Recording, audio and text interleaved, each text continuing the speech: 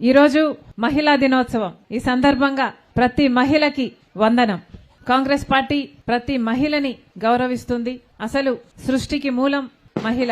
అసలు మహిళ లేకపోతే జీవం లేదు, అసలు సృష్టే లేదు. అలాంటిది మహిళ ఒక కూతురిగా, ఒక సోదరిగా, ఒక భార్యగా, ఒక తల్లిగా ఎన్నో పాత్రలు అన్నిటికీ న్యాయం చేస్తూ తనని తానే అర్పించుకునేదే మన భారత మహిళ.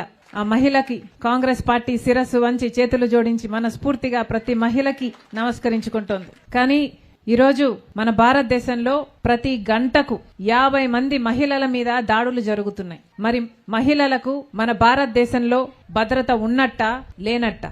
నారీ చట్టాలు అని పెద్ద పెద్ద చట్టాలు చేసేవారే గాని నిజానికి మన దేశంలో అయితేనేమి, రాష్ట్రంలో అయితేనేమి మహిళలకి భద్రతా భావం లేదు. కేంద్రంలో బీజేపీ పార్టీ అధికారంలో ఉంది. ఈ బీజేపీ పార్టీకి ఉన్న చరిత్ర మణిపూర్లో మహిళల్ని నగ్నంగా బహిరంగంగా ఊరేగించారు. ఇది బీజేపీ పార్టీ చరిత్ర. అలాంటి బీజేపీ పార్టీ అధికారంలో ఉంది. మరి మహిళలకి భద్రత గాని గౌరవం గాని మన దేశంలో మన రాష్ట్రంలో ఉందో లేదో సమాజము ఆలోచన చేసుకోవాలి. మహిళల్ని కేవలం ఒక ఓట్ బ్యాంక్ గా చూస్తోంది. మహిళలంటే ఓట్లేసే యంత్రాలు అయిపోయారు. ఎలక్షన్లు వస్తే మేనిఫెస్టోలో మహిళల కోసం ప్రత్యేకంగా కొన్ని పథకాలు, ఉదాహరణకు చంద్రబాబు గారే తీసుకుందాం.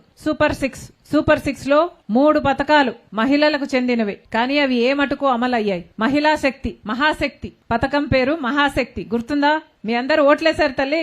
మహాశక్తి. ఈ మహాశక్తి పథకం ప్రకారం చంద్రబాబు గారు 18 ఏళ్లు నిండిన ప్రతి మహిళకు 50 సంవత్సరాల వరకు ప్రతి నెల 1500 రూపాయలు ఇస్తానని చెప్పాడు. అంటే సంవత్సరానికి 18,000 రూపాయలు. అలా మన రాష్ట్రంలో 1,80,00,000 మంది మహిళలున్నారు. చంద్రబాబు గారు ఒక్క నెలైనా ఇచ్చారా?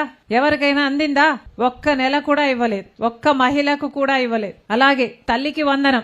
ఎంతమంది బిడ్డలుంటే అంతమంది, 2, 3, 4 ఎంతమంది బిడ్డలుంటే అంతమందికి ఇస్తానన్నాడు. 15,000 ఇచ్చాడా? 20 లక్షల మందికి టోకరా పెట్టారు. 20 లక్షల మంది బిడ్డలకు, ఆ తల్లులకు టోకరా పెట్టాడు చంద్రబాబు గారు. అలాగే ఉచిత సిలిండర్ సంవత్సరానికి 3 సిలిండర్లు ఇస్తామన్నారు. ఇచ్చారా? 1 ఇచ్చారా? 2 ఇచ్చారా? ఏళ్లలో చూపించండి. ఒకటే ఇచ్చారు. 2 సంవత్సరాల నుంచి చంద్రబాబు గారు మహిళలకు చేసింది ఏమిటా అంటే 1 సిలిండర్ ఇచ్చాడా? ఇప్పుడు మళ్ళీ సిలిండర్ ధర ఎంతటా? ఇప్పుడు ఈరోజు న్యూస్, ప్రభుత్వం ఏమైనా సబ్సిడీ ఇస్తుందా, ప్రభుత్వం మీద భారం వేసుకుంటుందా అనుకుంటే ఒక్క పైసా భారం వేసుకోదు. ఇదే పరిస్థితి రాజశేఖర రెడ్డి గారు ముఖ్యమంత్రిగా ఉన్నప్పుడు ఇదే పరిస్థితి వస్తే రాజశేఖర రెడ్డి గారు మహిళల మీద భారం పడకూడదు అని ఆ రోజుల్లో సిలిండర్ ధర 50 రూపాయలు పెరిగితే మొత్తం 50 రూపాయలు రాజశేఖర రెడ్డి గారి ప్రభుత్వమే భరించేలా చేశాడు. గాని ఒక్క రూపాయి కూడా మహిళల మీద అధికంగా భారం పడకూడదు అని ఆలోచన చేసిన నాయకుడు రాజశేఖర రెడ్డి గారు. అసలు రాజశేఖర రెడ్డి గారు ముఖ్యమంత్రిగా ఉండంగా కరెంటు ఛార్జీలు పెరగలేదు, మున్సిపల్ ట్యాక్సీలు పెరగలేదు, గ్యాస్ ధరలు పెరగలేదు. ఏవి పెరగకుండానే, ఏవి పెంచకుండానే అంత అద్భుతంగా అన్ని ఆరోగ్యశ్రీ, ఫీజు రీయింబర్స్మెంట్, రుణమాఫీ ఇవన్నీ అద్భుతంగా అమలు చేసిన నాయకుడు రాజశేఖర రెడ్డి గారు. పాలకుడు అంటే అలా ఉండాలి. కానీ ఇప్పుడు ఎలా ఉన్నారు? అసలు చంద్రబాబు గారు ఏం చెప్పారు? మహిళలకు ఇచ్చే రుణాలు, డ్వాక్రా మహిళలకు ఇచ్చే రుణాలు 3 లక్షల నుంచి 10 లక్షల వరకు చేస్తానన్నారు. ఎలక్షన్లు అయిపోయి 2 సంవత్సరాలైంది. చేశారా?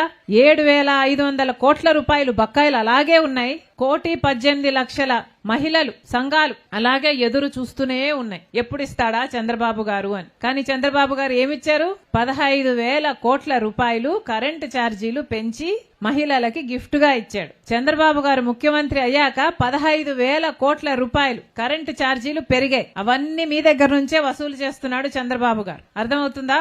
అది పాలకులకు మహిళల పట్ల ఉన్న చిత్తశుద్ధి. చంద్రబాబు గారు నిన్న మొన్న చూసాం, అంగన్వాడీ ఆశా వర్కర్లు ధర్నాలు చేస్తుంటే అర్ధరాత్రి లాఠీచార్జ్ చేసి వాళ్ళను పోలీస్ స్టేషన్లకు తీసుకువెళ్లారు. మరి మహిళలకు ఎక్కడుంది గౌరవం? వాళ్ళు అడిగింది ఏమిటి? చంద్రబాబు గారు ఎన్నికలప్పుడు ఇచ్చిన హామీని అమలు చేయండి సార్ అని అడిగారు. మా జీతాలు పెంచండి సార్ అని అడిగారు. అది కూడా అడగకూడదా మహిళలు? అది అడిగినందుకు వాళ్ళ మీద ఇంత దారుణంగా వ్యవహరించారు. మరి పాలకులకు మహిళల మీద చిత్తశుద్ధి ఉందా లేదా సమాజం ఆలోచన చేసుకోవాలి. ఈ రోజు మహిళా దినోత్సవం. మహిళల్ని గౌరవించిన ఏకైక పార్టీ ఇందాక నా చెల్లి చెప్పినట్టు ఒక్క కాంగ్రెస్ పార్టీ మాత్రమే. మహిళల్ని నాయకురాళ్లుగా చేసిన పార్టీ కాంగ్రెస్ పార్టీ మాత్రమే. అందుకే చెప్తున్నాం, ఈ కాంగ్రెస్ పార్టీ ఇప్పుడే కాదు, ఇంతకు ముందు కూడా మహిళల్ని నెత్తిన పెట్టుకుంది, ఇప్పుడు మహిళల్ని నెత్తిన పెట్టుకుంటుంది, ఇక ముందు కూడా మహిళలను నెత్తిన పెట్టుకుంటుంది. అన్న చెప్పినట్టుగా, జేడీసీల అన్న చెప్పినట్టుగా కాంగ్రెస్ పార్టీకి మతం లేదు, కులం లేదు. అన్ని మతాలు మావే, అన్ని కులాలు మావే. కాంగ్రెస్ పార్టీ అందరికీ అండగా నిలబడిన పార్టీ.